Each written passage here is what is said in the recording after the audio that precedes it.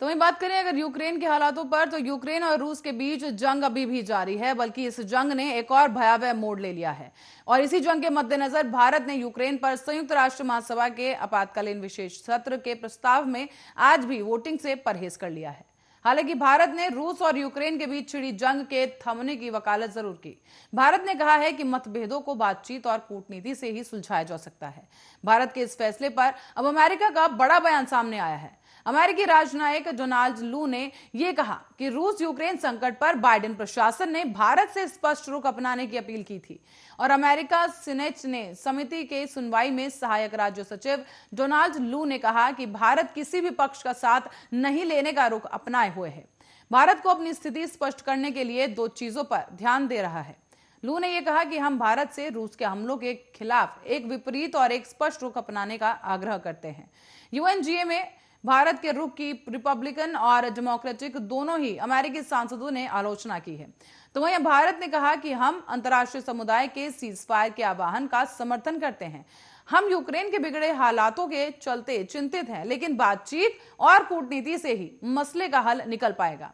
PM Modi ने रूस और यूक्रेन के राष्ट्रपतियों के सामने भी इस संबंध में बात की है। आपको बता दें कि संयुक्त राष्ट्र महासभा में 141 देशों ने यूक्रेन पर रूस के आक्रमण की निंदा करने वाले कदम के पक्ष में वोट किया और 5 राष्ट्र इसके खिलाफ थे, जिसमें भारत समेत 35 देशों ने भाग लिया है।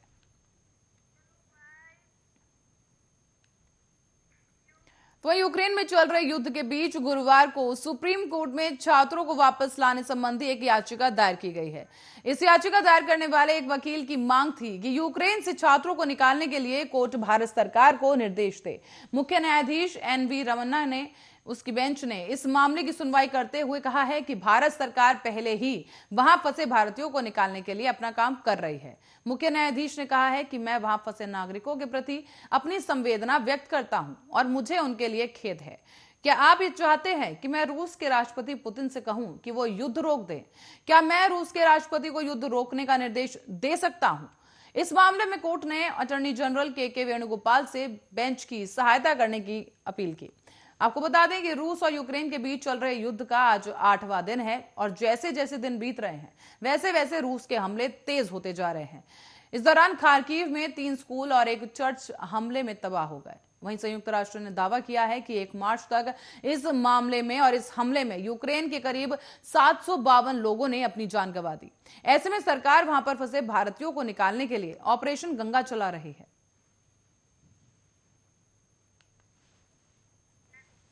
और इसी बीच आपको बताते चलें कि यूपी में दोपहर 1 बजे तक के वोटिंग प्रतिशत क्या कुछ रहा।